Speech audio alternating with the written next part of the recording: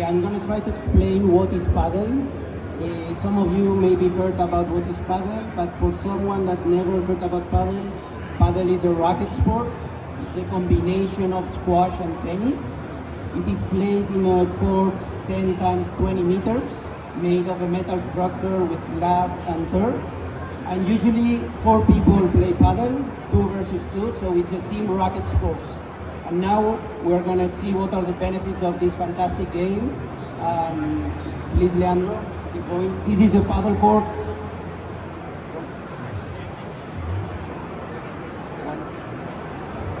Una abajo, una más. Okay. No, no es esta. The follow. Aquí. Estabas tú. Sí. Estás tú.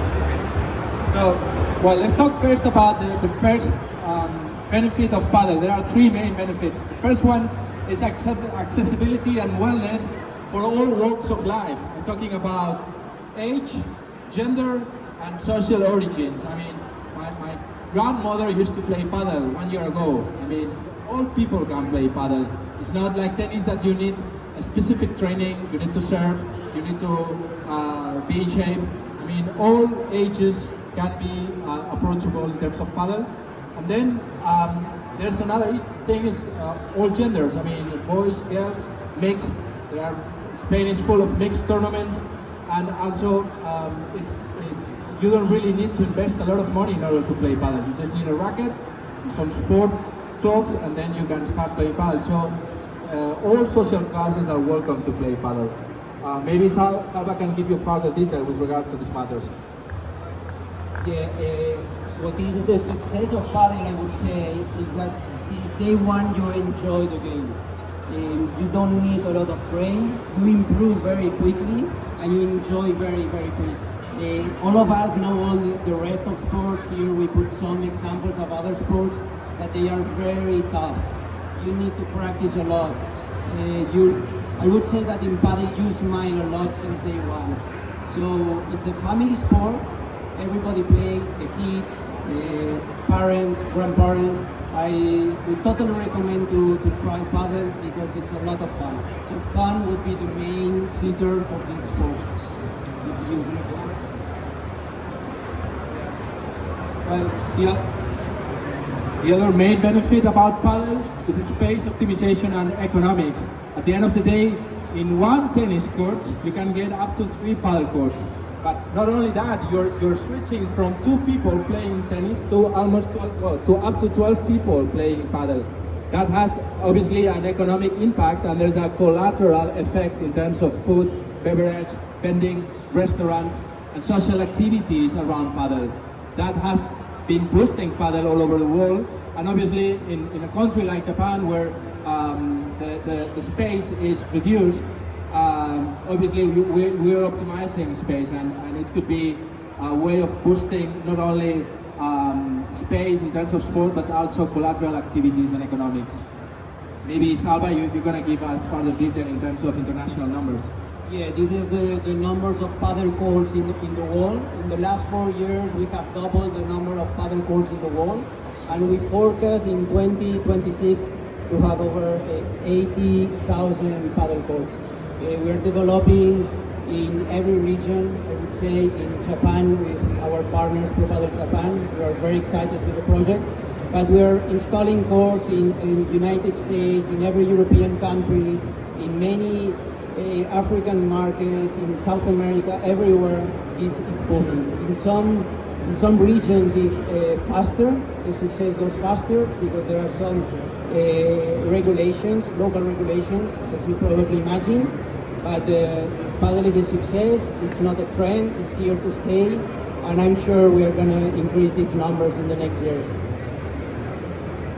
Well, the last main benefit is socialization and community building. Obviously, with paddle, you need 4 people. So the first thing is getting in touch with your mates, communicating. You need to start socializing with other people, and at the end of the day, they're going to be international tournaments. They're going to be other main tournaments. So you're going to get to have some kind of community engagement, and that's a booster also. I mean, it's going to be also a way of encouraging teamwork, communication, and formation of bonds, not only within Japan, but also externally with the international circuit of paddle. You're going to be having tournaments like World Paddle Tour that is being all over the world, and you're going to be having also bonds socially within Japan. But maybe one of the best things that I really see is the combat of feelings of isolation and loneliness in society, because paddle has reached that, and after COVID, all over Europe and the States and South America, people have been embracing paddle as a main tool in terms of socialization. In this picture, we can see where we are developing very strongly the Paddle Galleys courts. The last year, we have shipped paddle courts to over 70 countries. This is a major goal. And in the next pictures, I brought some pictures of paddle courts. Paddle courts can be indoor, can be outdoor, sometimes outdoor with a canopy. You can move. Yeah, you can see. This is the professional tour with a lot of success also. It's being broadcasted in many countries in Europe and on YouTube. You can maybe check when you have time, you will see the highlights. It's great to watch for the spectator. It's a great show.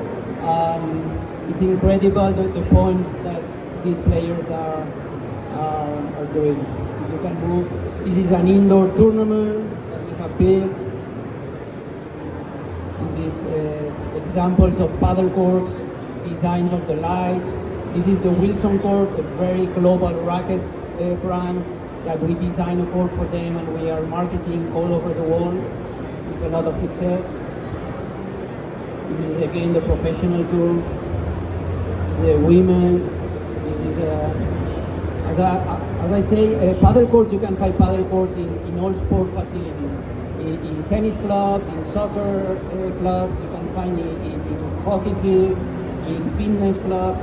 You can put, it's like a great complement. It's a great complement in all the sport facilities. But you also find paddle clubs, 100% paddle clubs.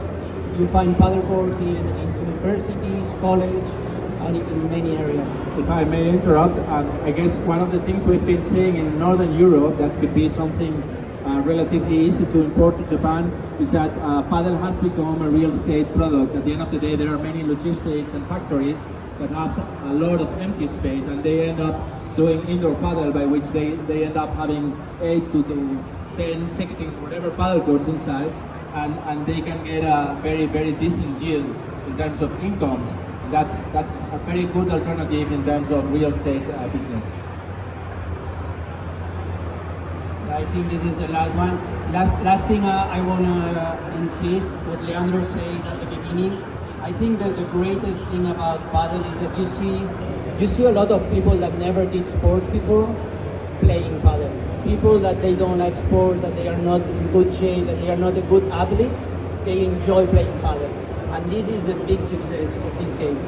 So yeah, thank you very much for listening. And if you have any questions, I'm very glad to answer. Yeah, thanks a lot to all of you for being here, and we will be more than happy to answer any questions and ask.